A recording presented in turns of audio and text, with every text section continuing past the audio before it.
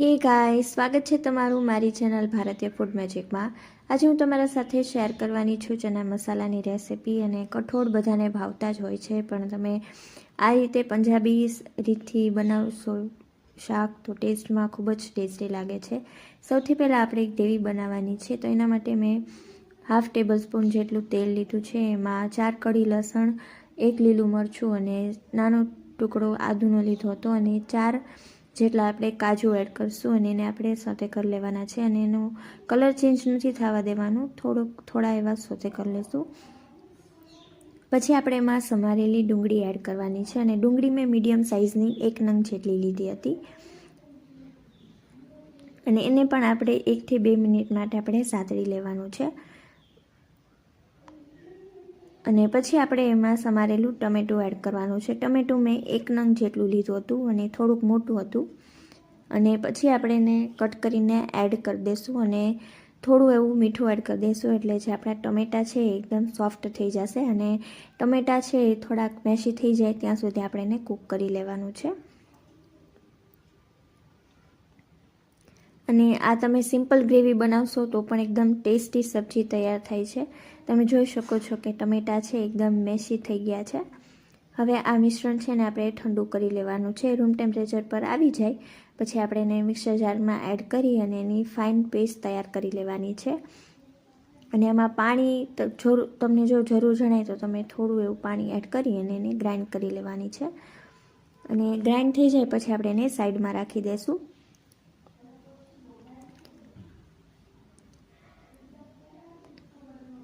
અને હવે આપણે શાક બનાવવાનું છે, એના માટે 1.5 ટેબલ સ્પૂન જેટલું તેલ લેવાનું છે અને એમાં 1/4 ટીસ્પૂન જેટલું જીરું એડ કરવાનું છે। અને પછી આપણે એમાં થોડા આખા મસાલા એડ કરવાના છે। એમાં એક આપણે તમાલપત્ર એડ કરશું, પછી 1 ટુકડો તજનો અને 4 લવિંગ એડ કરશું।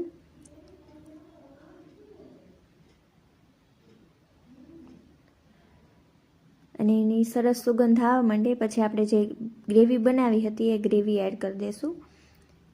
અને ગ્રેવી છે એ તો આપણે બધું કૂક કરીને જ આપણે ગ્રેવી તૈયાર કરેલી છે, એટલે એને કોઈ એક્સ્ટ્રા એને પકાવવાની કેવી કોઈ જરૂર નથી। એટલે પછી આપણે તરત જ આપણે બધા એને મિક્સ કરી લેવાનું છે ને પછી આપણે બધા મસાલા છે એ એડ કરશું।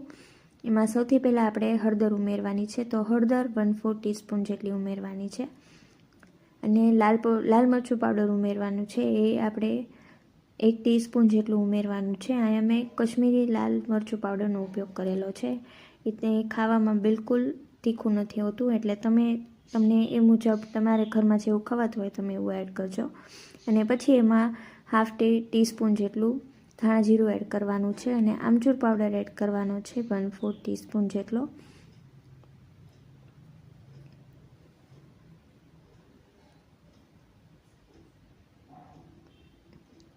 અને ખાંડ એડ કરવાની છે હાફ ટીસ્પૂન જેટલી। અને ખાંડ એડ કરવાનું એક જ રીઝન છે કે આપણે ટમેટાં એડ કરેલા છે તો એનું જે ખટાશ છે એ બેલેન્સ થઈ જાય।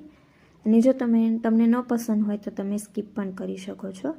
હવે બધી જ વસ્તુને આપણે એકદમ સરસ રીતે મિક્સ કરી લેવાની છે અને 1 થી 2 મિનિટ માટે આપણે એને ઢાંકીને કૂક કરી લેશું, એટલે જે આપણા મસાલા છે એ ગ્રેવી સાથે ચડી જાય।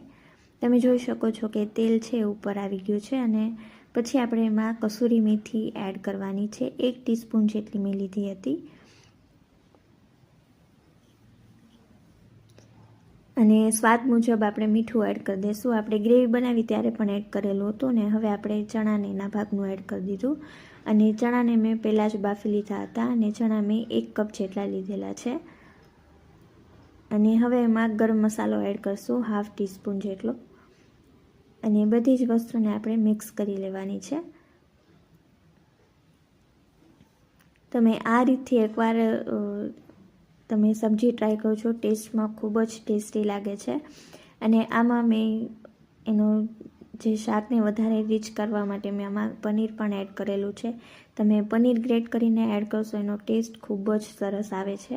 અને પછી આપણે એમાં સમારેલી કોથમરી એડ કરશું અને આપણી જે ચના મસાલાની સબ્જી છે એકદમ રેડી છે। તમે જોઈ શકો છો કે કેવો સરસ કલર આવ્યો છે અને ટેસ્ટમાં ખૂબ જ લાજવાબ લાગે છે। તો હવે આપણે એને ફટાફટ સર્વ કરી લેશું।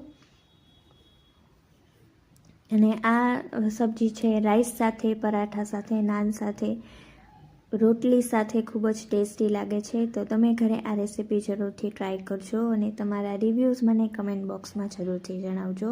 અને જો હજુ તમે મારી ચેનલને સબસ્ક્રાઈબ ન કરી હોય તો જરૂરથી કરી લેજો, જેથી તમને મારા વિડીયોની નોટિફિકેશન સૌથી પહેલાં મળી જાય. અને તમારા ફ્રેન્ડ્સ અને ફેમિલીમાં મારા વિડીયોને જરૂરથી શેર કરજો. અને એ લોકોએ મારી ચેનલને સબસ્ક્રાઈબ ન કરી હોય તો એ લોકોને જરૂરથી કહેજો કે સબસ્ક્રાઈબ કરી લે, જેથી તમને મારી અવનવી રેસિપીઝની અપડેટ મળતી રહે. અને શાકની ઉપર આપણે સમારેલી કોથમરી અને મલાઈ અને ગ્રેટેડ પનીર એડ કરીને આપણે સબ્જીને ગાર્નિશ કરીશું. તો તમને મારી આ રેસિપી કેવી લાગી કમેન્ટ બોક્સમાં જરૂરથી જણાવજો. અને તમે ઘરે આ રેસિપી જરૂરથી ટ્રાય કરજો અને તમારા રિવ્યૂઝ મને કમેન્ટ બોક્સમાં જરૂરથી જણાવજો કે તમને મારી આ રેસિપી કેવી લાગી. Thank you so much for watching.